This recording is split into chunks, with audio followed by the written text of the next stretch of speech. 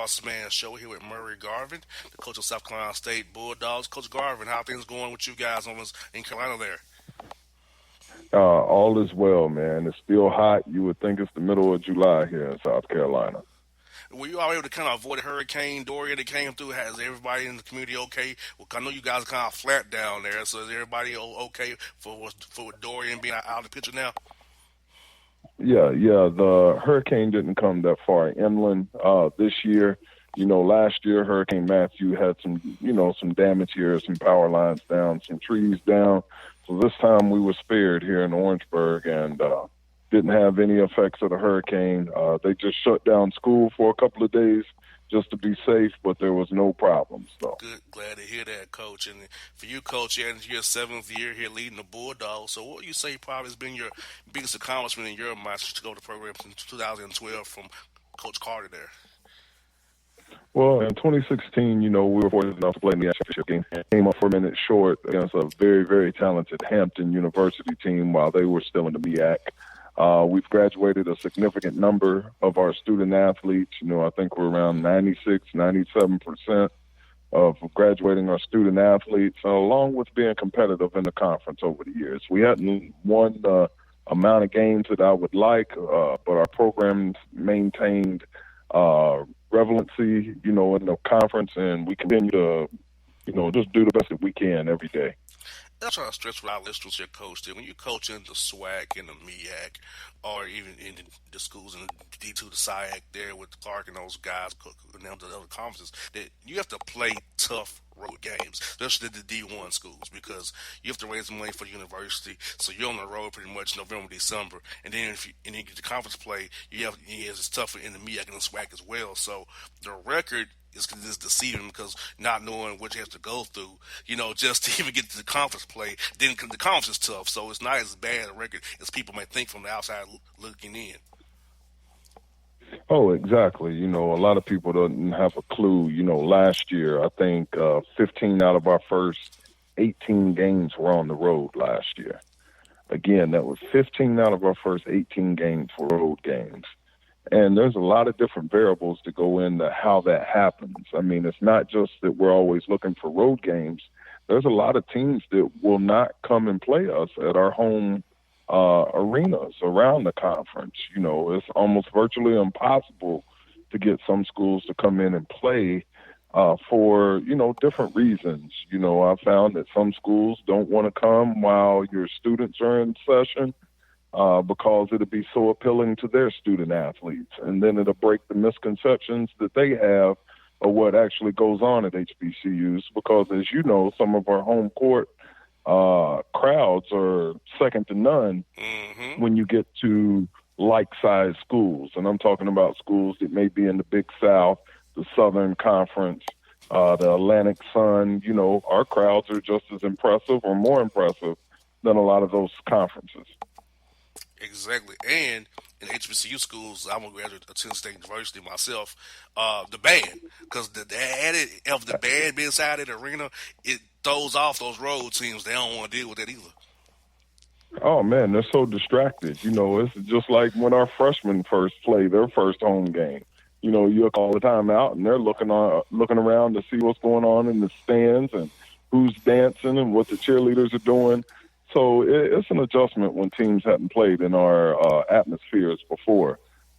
Yes, and then also you got to throw in the consideration of the money games that a number of our teams have to play, and sometimes that differs from different teams, even within the MEAC or the SWAC. Some teams are required to bring in more money than others. So, there's a lot of different things that goes into scheduling. On the men's basketball side, and I appreciate you even bringing that up because a lot of spectators, they have no clue, of why there's so many road games for teams in the MEAC and the SWAC. You got that right because, like I said, outside of football, the way you can raise money is men's basketball or women's basketball. So, and you have to take those lumps. And like, I know you guys will be playing at Memphis against Penny Hardaway's team, #1 recruiting class in the country. The Vandy Invitation with Coach Stackhouse. You're playing Vanderbilt, Wilberforce, and those guys, Austin P as well, and Tulsa. So, I mean, so I see you guys you playing quality mid majors as well outside of the MEAC games you're going to play come December there. Oh, absolutely. You want a schedule like that. It prepares you for conference play. Another misconception is you play a schedule like that and you think that you'll be over prepared for conference play. And that's not necessarily true. There's a lot of great coaches in the MEAC. You got Robert Jones, you got LaVelle Moulton, you got my guy there at North Carolina A&T, Jay Pointer, you got Ryan Ritter at Bethune-Cookman, coach down there at FAMU. They got a new regiment at Morgan State and Howard this year. Maryland Eastern Shore with a new coach. So you got to be prepared for conference play, but the out-of-conference play is a chance to also put your program on a different platform. We're opening up in Memphis this year. The #1 recruiting class in the country, the opening night of college basketball, which is on a Tuesday where there's no college football, no NFL, Monday night football. So what an opportunity to put South Carolina State on a platform on a national level against a team that all eyes will be watching. So we're preparing our guys this fall to go out there and give a great effort. And, hey, who knows, man? Chaminade beat Virginia. There's upsets in basketball, and we're going to try to be in the best position we possibly can on opening night. And Coach, speaking of that, it's going to help your brain in recruiting. And I want to ask you, Coach, what type of young men do you recruit to want to get them that HBCU experience and keep young men in South Carolina who more opportunity to play D1 basketball? Because, Coach, what I tell young men is this, Coach, that if you put out good tape and show skills on tape, a scout will find you. It don't matter if you're in South Carolina, South Carolina State, or even upstate. It doesn't matter. If you have good talent and you show potential and you put out good film every night, a scout will find you. You'll find yourself playing either in the NBA, the G League, or overseas, and where you'll have a career in the game of basketball if you so choose to, and get an education and an experience of HBCU school that you can't get anywhere else in the country. Absolutely. After your talent and the abilities that you have on campus, the second thing to me is what type of character do you display as a young man?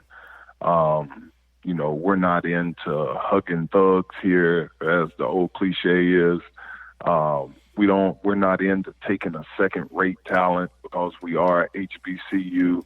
We want the same student athletes that some of the other conferences may recruit. Again, we offer an education here and an experience that is second to none.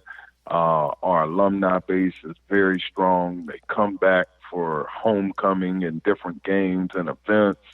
And so we're in recruiting the most talented student athlete that we can recruit, and also a student athlete that displays tremendous character on and off the floor.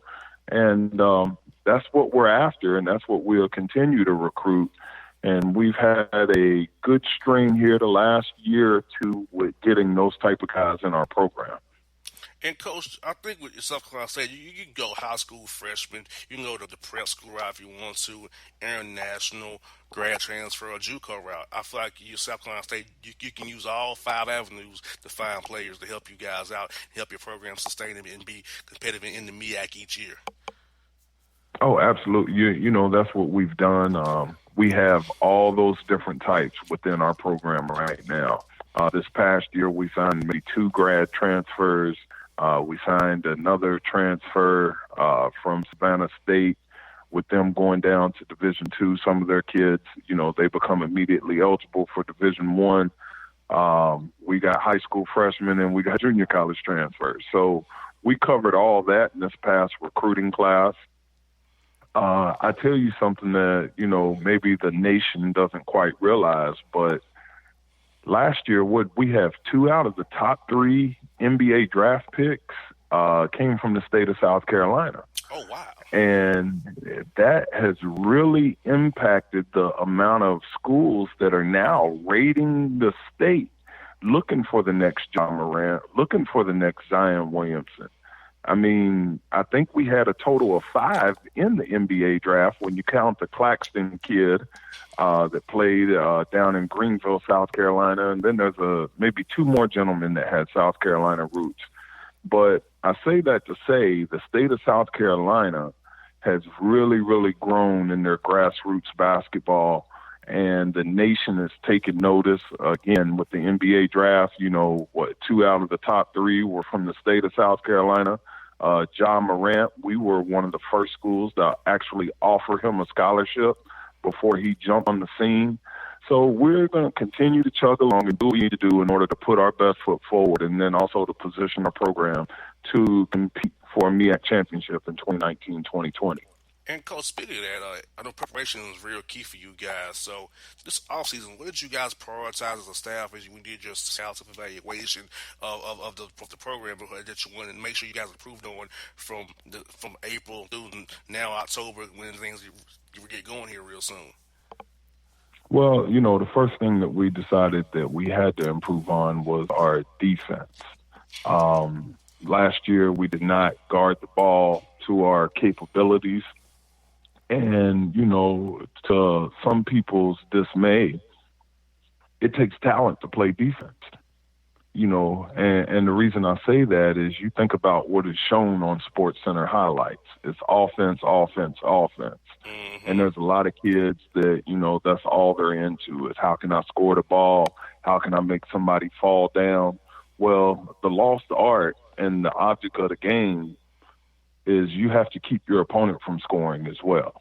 Exactly. So, we've went in and we've really broken down our defense, and we've went to a different philosophy defensively, and our coaching staff, we've studied a different philosophy, and we've been putting that in since summer school.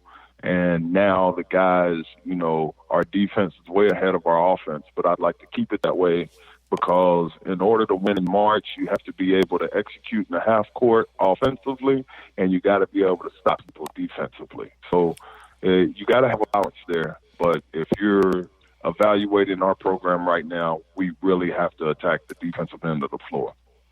And coach, who are some young men this summer who are really showing you some things in their games, adding to their games that we can expect some big things from this upcoming season here? Well, our program is led by our senior power forward, Damani Applewhite. Last year, Damani, I think in conference play, might have averaged around 17 points a game and maybe close to 8 rebounds a game. He'll be returning, and he'll be the anchor of this basketball team. Also, we got a pleasant surprise by a returner that was absent for our program for 2 years now, but now he's a grad transfer named Tashawn Riley. Tashawn was an Orangeburg native that transferred to South Alabama for his 5th year, got hurt at South Alabama. We filed an appeal with the NCAA for a 6-year eligibility. He was just granted that about 2 weeks ago, and he's back fold in his junior year at Arizona State. He averaged about 12 and 7, and he's really expanded his game beyond the three-point line. We added a point guard from Savannah State, Zach Sellers, that to me was one of the top point guards in the MEAC last year. We have about, Bossman, 9 seniors in our program. Wow. 9 seniors. And that's unheard of. It's a good thing for us because we'll probably be one of the oldest teams in the league. We have the most returners probably in the MEAC. And it just sets us up to, try to put a footprint in the conference this year and finish a little bit higher in the standings and hopefully compete on that Saturday morning in Norfolk, Virginia, when all the chips are on the table for the MEAC championship. And coaching at the mid-major level, being old is good. Having 9 seniors is good. I mean, it's like you already have a rotation of 9 guys you can play. You can all older, and you said those 3 days of March when it really counts. Being old helps when under pressure-packed situations where you feel tension. Yeah. They've been through it before. That helps a lot. Absolutely. And, and when you go back and look at it, the older teams in our conference have been the best teams. And it's kind of different from the high major schools because the high major schools, they're after the one and done. We're after the kid that's going to probably be in your program for 4 years, and you watch them grow and mature, and the young men that they come in wearing wife beaters and they walk out wearing a suit and tie. And that's what we're into here at South Carolina State. And, again, 9 seniors, man, a lot of them know what I'm going to do before I even tell them. So that's advantage us. You got that right. And coach, who are some coaches in the business really helped you out over the years that you can lean on when you need some help or some guidance that's really been there for you throughout your years of coaching? Did you say some of the coaches? Yes, sir. Some of the coaches really Uh, had a big impact on you throughout your career here. well, there's a coach by the name of Dale. He's a longtime head coach at Carson Newman University, one of the first African American assistant coaches in the SEC at Vanderbilt back in the day. He's a coach that I lean on. Also, former head coach here at South Carolina State, Tim Carter, um, had a very successful run at UTSA out in San Antonio, Texas. And I actually came here as an assistant coach under Coach Carter. He's a coach that we keep the phone lines open. And then there's numerous others. Even my high school coach, Ken Trevitt. There's just numerous mentors, and I believe that all successful people have a mentor, a mentee, and an equal in their life. And that way it'll help you balance out as you climb the mountain to success in whatever field you may do. And last one I got for you, Coach, is about the importance of coaching at HBCU school because I told you earlier in the interview, I'm a graduate of TSU in Nashville. I love Tennessee State University. It gave me the basis of who I am today. It makes me just care about these schools, all HBCU schools. I care about them equally, and I want y'all to succeed. So for you, coaching us, our young black men, to be husbands, lawyers, businessmen, doctors, and go into the real world after basketball, having that calling on you. How does that make you feel each day knowing you help molding between the 13, 15 young men's lives every day? Well, the power of a HBCU, first of all, you got to think of the imagery that is projected onto our youth. A lot of times in history books, they only learn about Martin Luther King and slavery. But when you walk into a HBCU, usually in the hallways of those institutions, you have people that look like us. And I'm talking about people of color. You have people of color that have made prominent impacts on our society worldwide. And that is a powerful image that a lot of our African American students do not get to witness unless they come to a HBCU. So that alone is a very big and influential impact of a HBCU on a young student athlete or a young student's life. With the influx of popularity of HBCUs again in the past year, with Beyonce, with not Tiger Woods, but Stephen Curry. It's funny to how, with Magic Johnson and his ties into HBCUs. I seen the other day that Michael Strahan gave back to Texas Southern. And I believe the philanthropy helps, and it helps bring attention to what HBCUs have been doing around this country for a long time. I believe they will continue to flourish because even though, things are more, we're not segregated as we used to be by law, there's still some under the table segregation that's happening. And, some people don't believe that HBCUs, a lot of us have very diverse student populations, so things have changed and we've opened the doors for everybody. And, out here at South Carolina State, we have students all across the board. We got foreign students. We got, Caucasian students from here in the States. So HBCU is historically black college and university, but that doesn't mean it excludes people. And sometimes, right, just like we have the opportunity to go to PWIs and that opportunity's open to us, well, sometimes, hey, come take a look at what we're doing.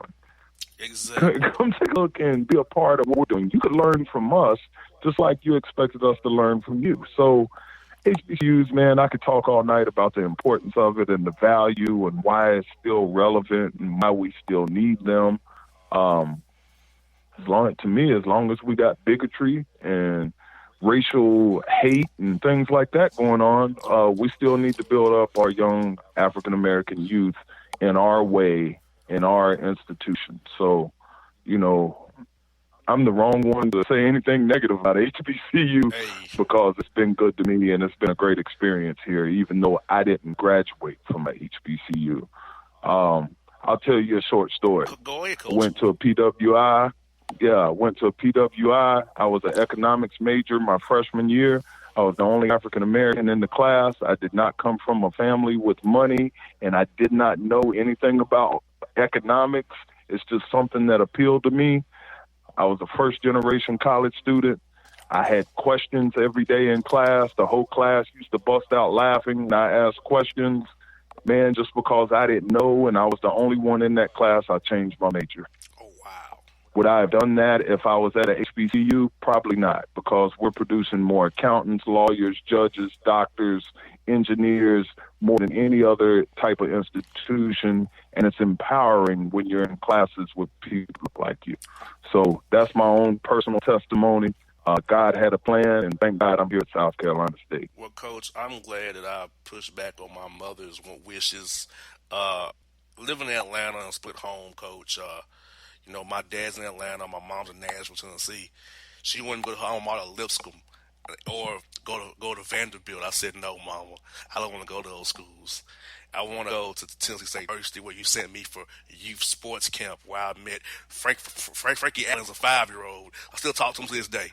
Where I've met John Cooper, Sal Alexander, Darren Tiller, Paul Brown of Norfolk State. Guys who I still talk to this day because of OTSU, those youth programs, and decided that's why I want to go to school for my college degree. And my mom hated it. She wanted to go to her school, her mom Lipscomb so bad.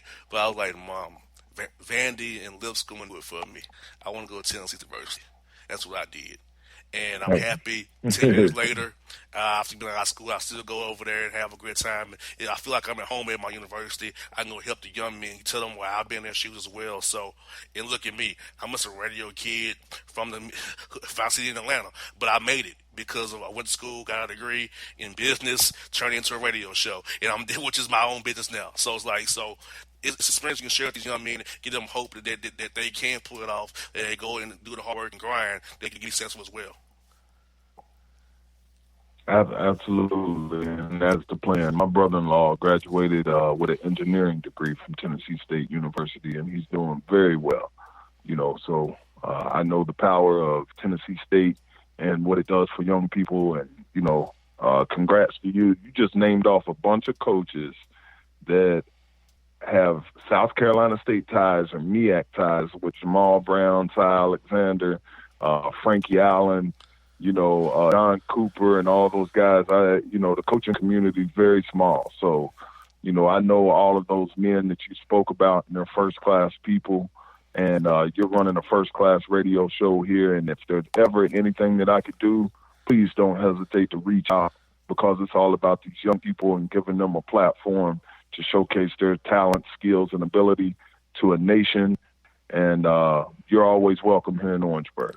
Coach, I look forward to doing that because it's not that far away from home here for me. And, Coach, like I said, my mission this year was to give all HBCU schools a platform if I can. That's why that's because I feel like you all deserve the platform, because people kind of look you all and talk like you when something bad happens. Let's talk about something when something good's happening. Let's do that. Let's not only be with something bad happening. So that's where I feel like with a radio program, being here in Atlanta, I can do that for you, for all the HBCU schools, because I'm an HBCU grad myself, so I'm going to get back there, pay it for it that way. So anytime I can help out you in your program or talk to you want to come up to talk to your team, I love to do that. I love talking to the teams and your young men and giving them hope and inspiration to keep pushing and doing better. So, Coach, I love to help you, love partner and working with you guys down the road, man. I love to do it.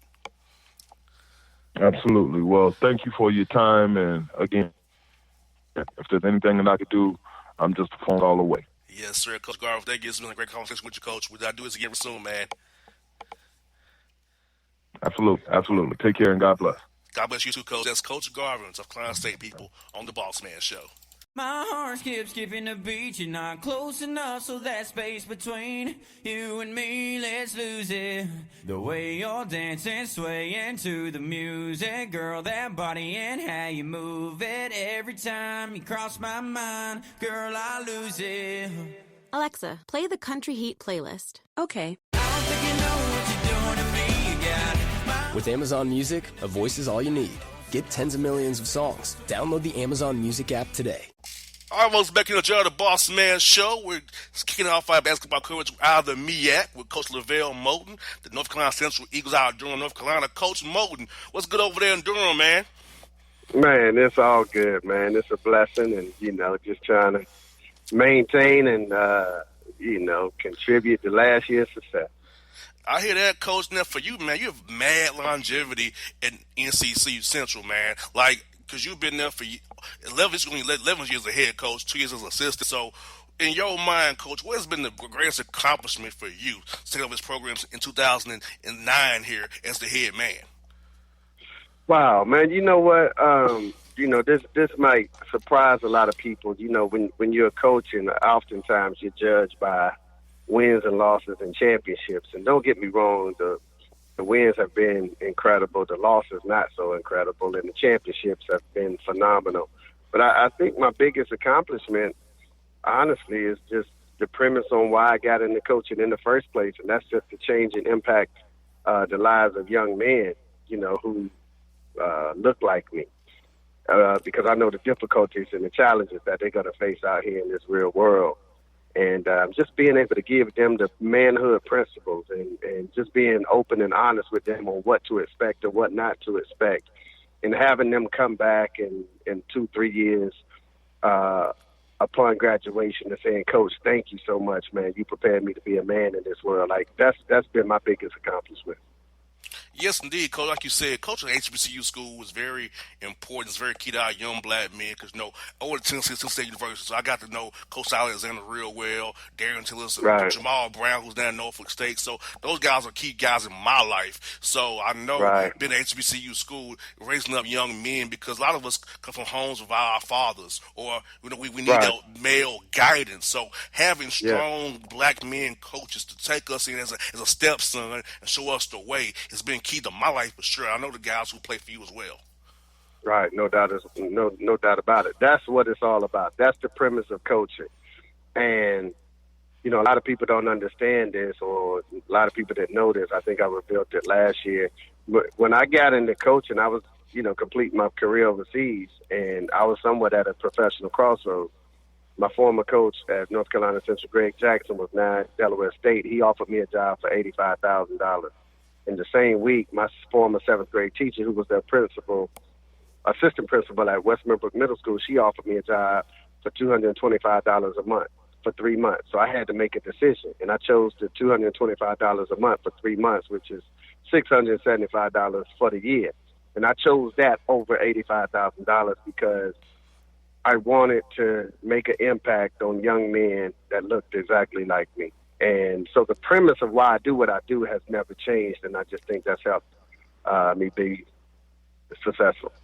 And Coach, like longevity-wise, there's not many coaches who are at a place 11 years as the head coach. I talked to Bud Joyner last week. He's going 14th year at Hampton, or a guy who used to go up against when they went to the Big South. So I know it's real good to have longevity, and I also at your alma mater as well. So I know, Coach, I know it's kind of cliche, but how do you go about keeping that longevity going? How do you make it somewhere 11 years, even though it's your alma mater? So how do you go about doing that? Right. Obviously in this day and age, the reality is you do have to be successful, to stay that long. They're not giving you 6-7 years to build a program. Patience is no longer a virtue in the sports and entertainment world. People want it right now, and it's the what have you done for me adage. But I think the best thing that works for me, and I can't speak for everyone, I don't even worry about it, because I think the problem is people worry about their longevity and their job, and they're looking 2-3 years down the road, and they begin to panic, and you lose focus of the now. You lose focus of the moment. You lose focus of the present. And, man, I've just always put my trust in God and just went out there and did the best that I could. And he brought me this far, and I just figure I know he can't drop me off in uncharted waters out here. So that's been the premise of why I've done what I've done. And I've always focused on the now, not trying to look ahead and You just do the work that's required at that present moment, and then after a while, you look up and you have, a career, some tenure, some longevity. And I tell our team all the time, and I use the analogy like, if you're building a mansion, you don't worry about how big the mansion is. Like, you just lay one brick at a time as perfectly as you possibly can. And once you lay that brick, you get the next brick, and you lay that next brick as perfectly as you possibly can. And when you do that over a course of time, when you take a step back, you look up and you realize I have a mansion. But if you just focus on the mansion, I don't know if you'll ever get it done, because you're like, oh, man, I don't know if I ever get to all of that. So, perspective has always been huge for me. And having mind over matter has always been huge for me, man. And I just tried to focus on the present. Amen to that, Coach. And, Coach, also kind of evaluating your program. So I know this summer you guys do a self-scout, self-evaluation. So this summer, what did you guys focus on as a staff to better the program going here in the 2019-2020 season here, starting up here real soon? Yeah, we're getting up after it, man. And, we've had some turnover in terms of staff, and we always have that. And that's just part of it. When you win a couple of championships, people want to pluck from that tree. And we get it, we understand it, we embrace it, and then we just try to respond. And after we respond, we just, right now we're just working as hard as we possibly can. We're working as hard as we possibly can to, just make sure we keep this thing in the road. And we're motivated. Why? Because this group has not accomplished anything. And I remind them every single day, like, stop riding the coattails and the backs of the people or your predecessors that were before you. Because you can't live off their glory. You got to build a legacy of your own, because we haven't won anything together as this particular group. So that's the goal. Exactly, Coach. And this summer, I know you're happy you had those 4 hours to work out with your guys. So who are some young men you want to kind of point out to really improve this summer, getting better mentally, physically, and emotionally, and also on the court as well?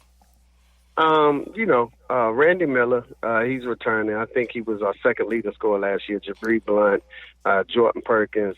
With the addition of C.J. Kaiser, the transfer from Wichita State, we feel great about him. We got a kid named Evan, and we had a transfer from East Carolina, Justin Watley. So we like our team. We like the roster. We like the intricate parts that we brought in to kind of, serve and assist, what we currently have. And, we'll see. Right now, we look really good because we're playing against cones and chairs. They just don't jump back or guard you the way somebody else would. But we beating those cones and those chairs every day. We look really good against them. You got that right, Coach. And also, I feel like, Coach, for young men at HBCU schools like yourself, you out here got to get ready for that tough non-conference schedule, because a lot of people don't realize in the SWAC and the MEAC, you guys have to play guarantee games to raise money for your university. So the record in that you see November and December does not tell you the story about the team, because really all what really matters is that weekend in Norfolk, Virginia, that you get hot those days and get that ticket to the big dance. So that's what really you want to peak then. But people look at the SWAC, oh, they're having a bad year. No. They have to play guarantee games against high majors to raise some money, and great mid majors too for the university. So I try to tell people all the time, the schedule you all gotta play is kind of different. So you can't judge you about what happens in November and December. Without a doubt, and I'm glad you mentioned that, because that's the most important facet of a program is scheduling outside of recruiting. And to be honest, we just finished scheduling yesterday, so that's how difficult it is for us. It doesn't matter who we call, we can't get games. So now we just got to play teams that's up, because we can't get quote-unquote like opponents. It's really difficult for us to get teams within the state of North Carolina or neighboring that can touch our state. So we always got to travel and go play guarantee games, or what I call soft guarantee games, where a team is still not giving you 85, 90,000, but they're giving you 35 or 40,000, which means technically they're not really on the same wavelength as you. And, it's a difficult game to win.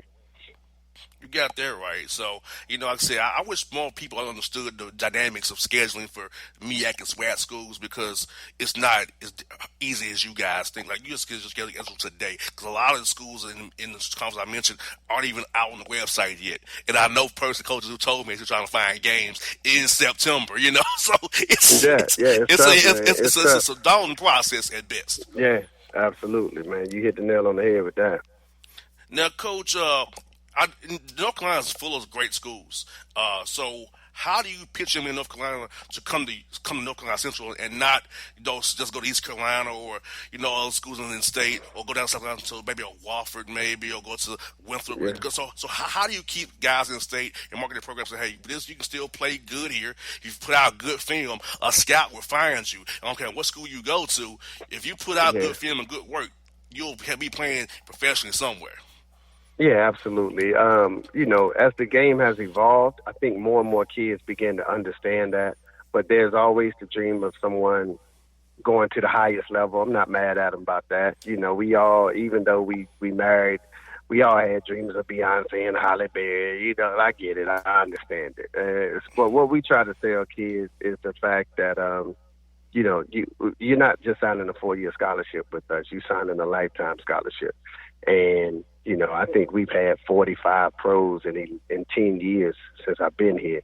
So we're producing pros as well. So we market that because most of the time when kids play basketball, they do want to eventually evolve into a professional vocation. And then we tell them when the ball stops bouncing, we'll be here to help you as well. And we're going to make sure that you receive your education properly. So we try to sell them on the lifetime and the totality of the experience outside of just this 2-3 year, 4-year regime that you may come in and now we kick you to the curb when you can no longer jump up and shoot a basketball for us.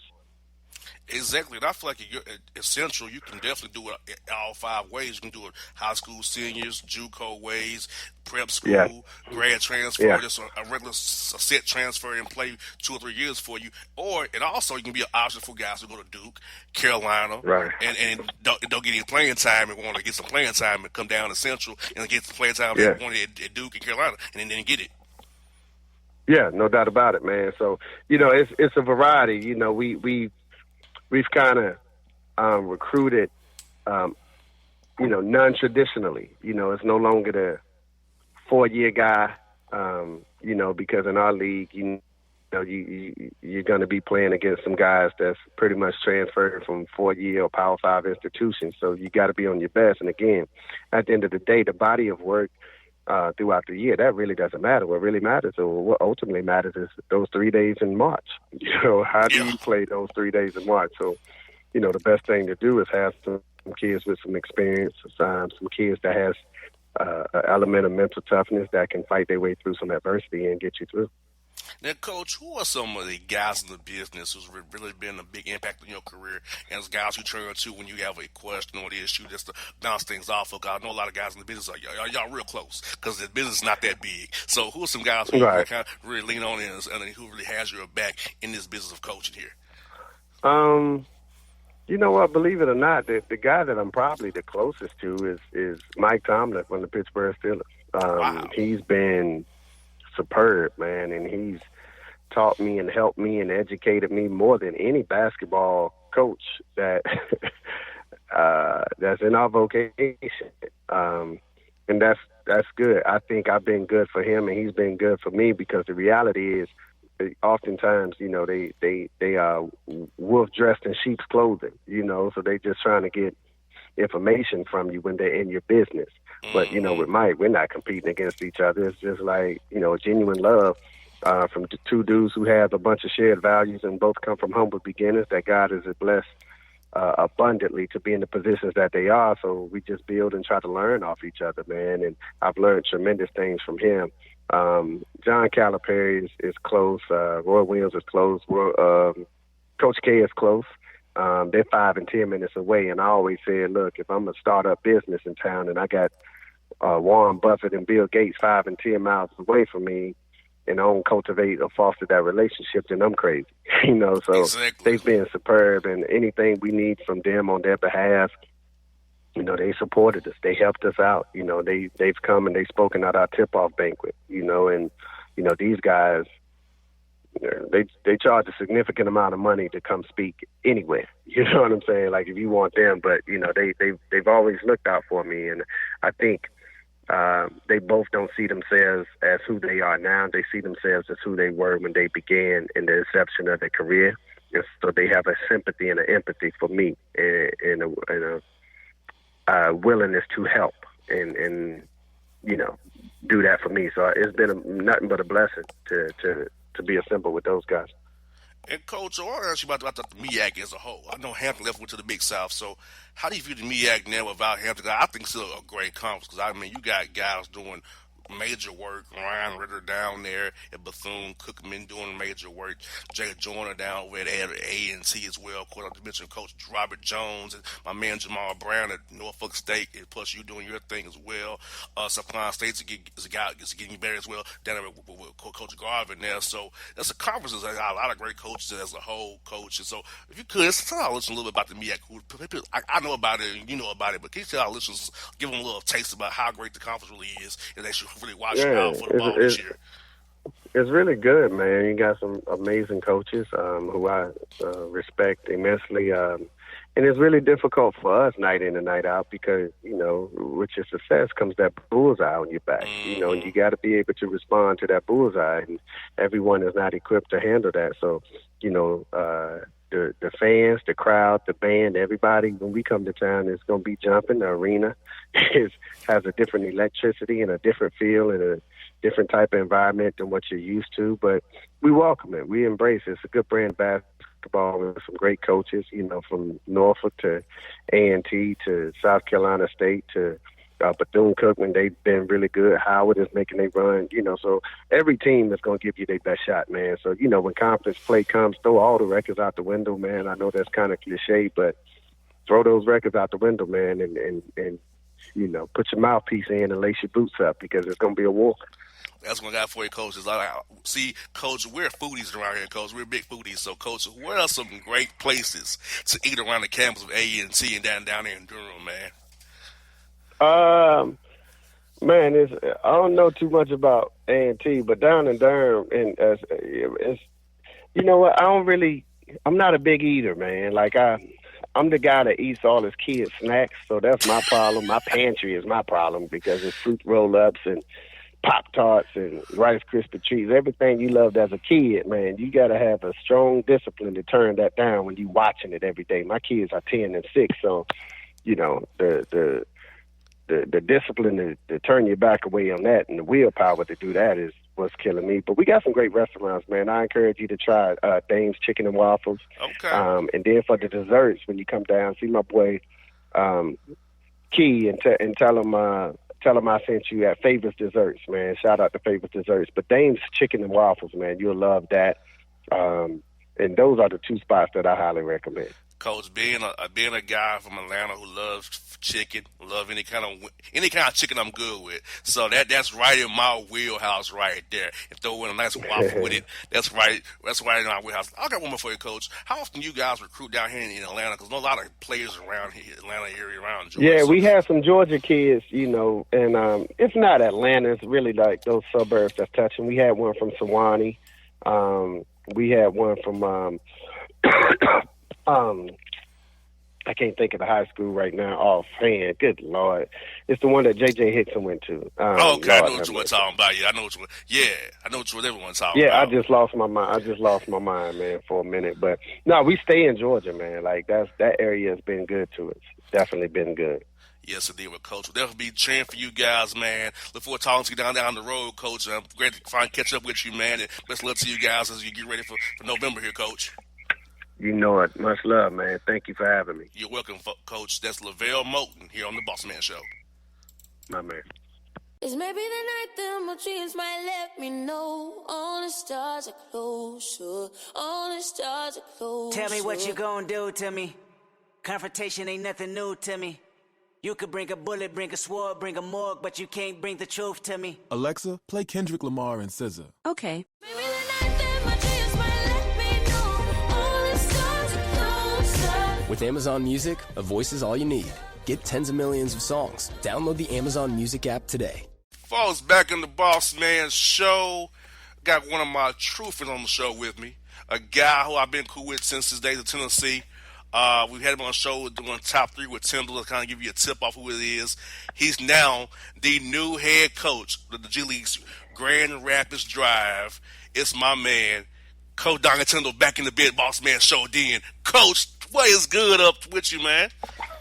Boss man, it's great to hear your voice, buddy, and glad to be back on your show. Everything's good. We're just getting ready for training camp here in Detroit with the Pistons. Then our training camp will start a couple weeks after that here in Grand Rapids. So excited to get it going, that's for sure. Coach, I know you joined the Pistons organization last year when Coach Casey got the job. We used with Toronto. The Raptors not 905. So what sold you on joining Coach Casey's program, the G League team, as an assistant last year, and then finally getting the job as the head man? What was that process like, Coach? Well, the biggest thing is Coach Casey has been unbelievable to me, boss man. He's a guy that we have a couple real close mutual friends. We connected through them. You know, he's had some in-state issues when he was in college and was unfairly treated, and kind of knows the situation or the shoes that I'm in. And I think, you know, probably had a little bit of a soft place in his heart for me years ago.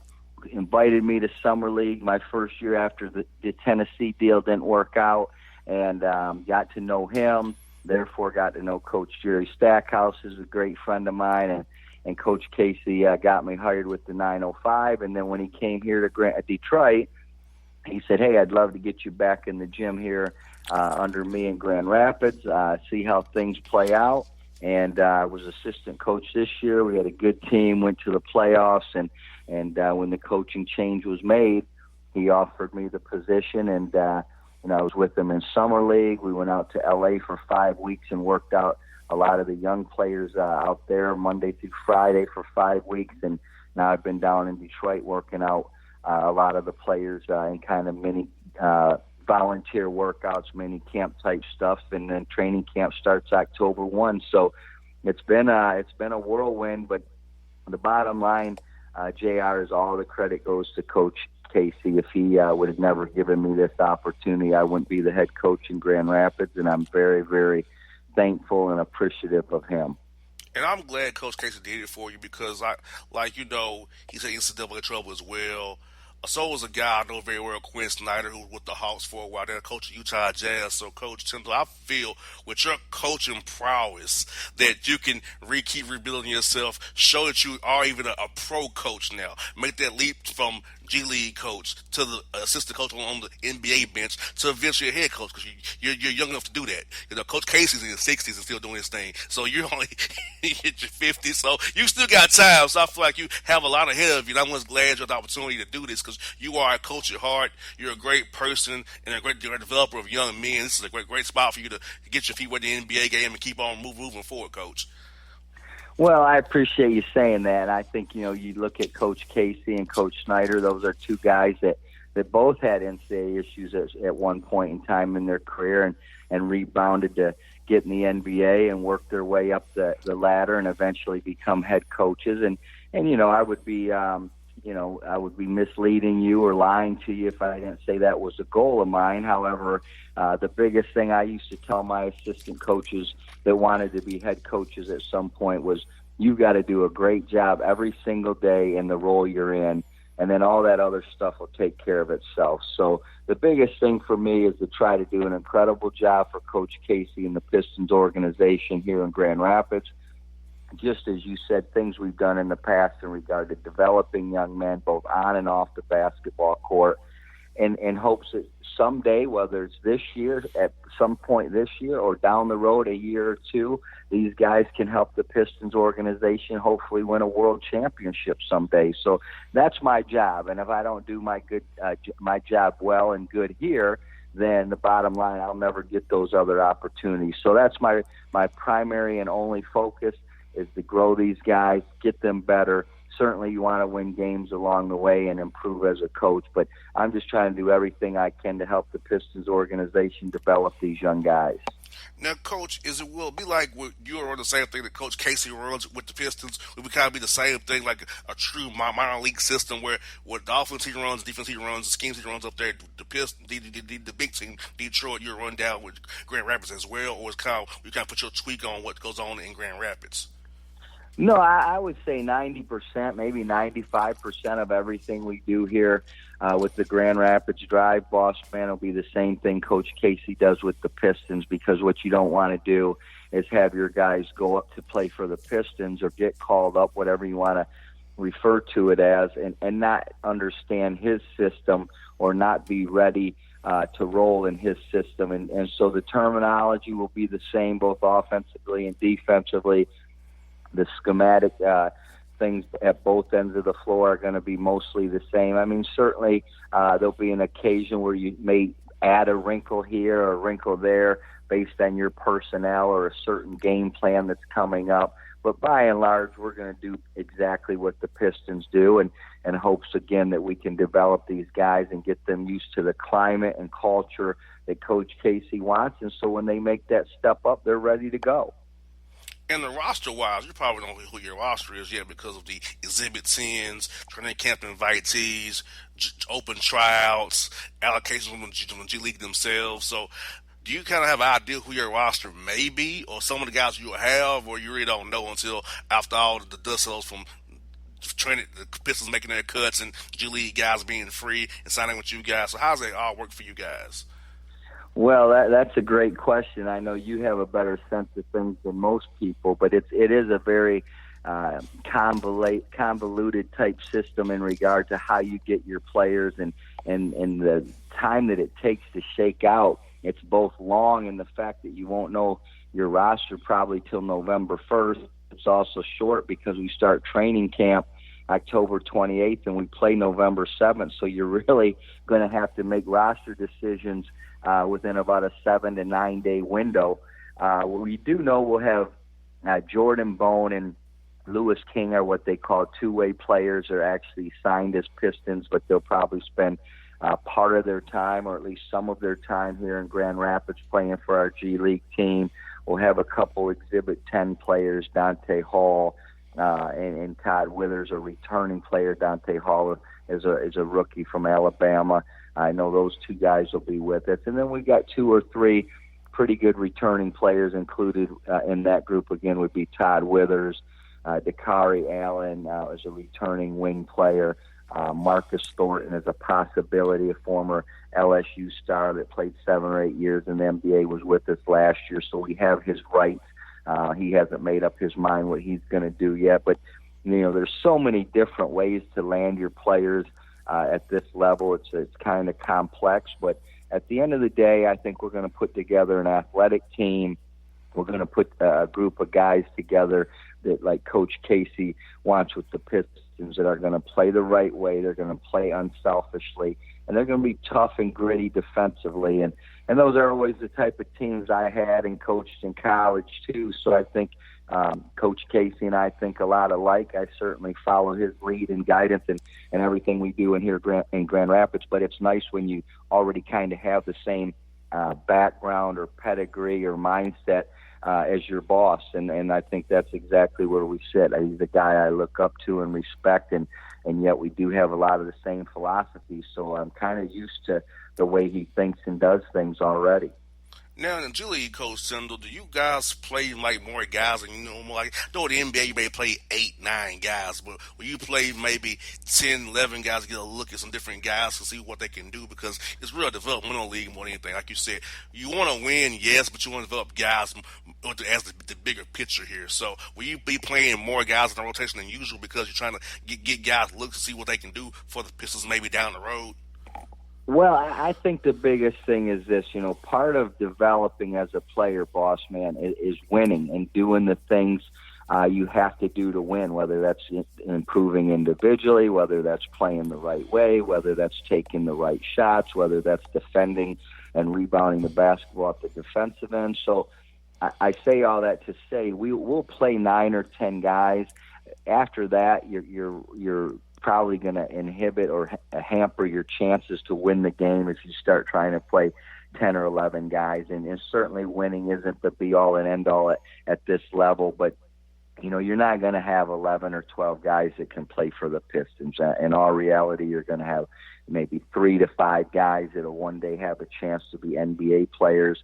The rest of the guys are great players, but they're either going to make their money someday in Europe, or they're going to continue to play in the G League because they want to stay here in the States and just love the game and enjoy playing. So again, 9 or 10 guys. Again, like you said, the NBA is probably 8 or 9.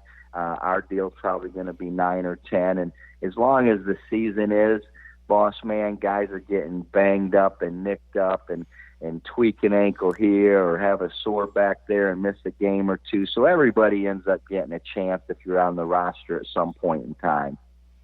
Well, Coach, I have December 8th at 2 p.m. Circle on Sunday in College Park at the Gateway Center to see you guys play. So, and Coach, I will say this out loud, and if I get trophy, I will. I'm cheering for you that day.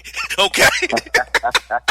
Well, we don't have many games in the South, and as you know, I spent my entire coaching career in the South, so I've already had about 50 people hit me up from Mississippi, Tennessee, Louisiana, Kentucky that are going to be at that game. So we may actually have a little cheering section on the road, and for the G League, that's pretty rare. So just bring your signs and your banners and everything. I'll be looking for you, bro. That's for sure. Yes, Coach. I said, look, Donnie's my true friend in real life, so I'm cheering for him. Screw that. So. plus, I'm buying you dinner the night before, so you better be cheering for me. Hey, you got that right. Always makes it easier to cheer. Well, I'll tell you what, Coach, I'm so happy for you. As your friend, I'm happy for you. But I'm just happy that you persevered, overcame. And, like I said, I've told you so before, I took bullets because I was defending you where I did, but I'm glad I did it. And I'll do it again because you're a great person. You got a raw deal. And the Lord had your back, and you've came through this storm, and now look at you on the way back up, and I'm definitely happy for you and proud of you. I look forward to seeing your growth and the bigger and better things you'll be doing as you go into this journey, man. I was happy for you, Coach. I really am. Well, I really appreciate you, man. You're one of the few guys out there that has remained a true and loyal friend to me, and, it's interesting. You find out kind of who's with you and who isn't when things go bad, JR, and you've been with me every step of the way. I'll never forget that, and I appreciate it. And you're right. We're blessed. The Lord has a plan, and this is his plan for me, and he's helped me get through some dark days. But you know what? Friends like yourself have helped me a ton as well, and I appreciate you, buddy. Anytime, buddy. Hey, Coach, have a great night, man. We'll talk to you real soon, brother, and I'll see you December 7th and 8th in Atlanta, man. Yes, sir. All right. Take care, guys. Bye-bye. All right, now it's Donnie Tyndall on the Bossman Show. Hello, my name is Travis Williams, President and CEO of Academics and Athletic Consulting, focusing on educating and empowering tomorrow's collegiate athletic leaders. My passion is for the education and genuine concern and care for today's student athlete. It's the centerpiece of my life's work. A college education, both in and out of the classroom, is a truly rewarding benefit. For more information on AAC, you can go to www.academicsandathleticsconsulting.com. Once again, www.academicsandathleticsconsulting.com. Or you can follow me on Facebook at Academics and Athletic Consulting, or Twitter at Coach TWill24, or Instagram Travis L. Williams 24. Or you can call me at 404-542-6079. Once again, AAC is very proud to partner with J.R. McHenry of the Bossman Radio Show, covering sports and entertainment across the country. Please tune in weekly for informative, entertaining, and expert analysis on today's sports and entertainment topics. Thank you.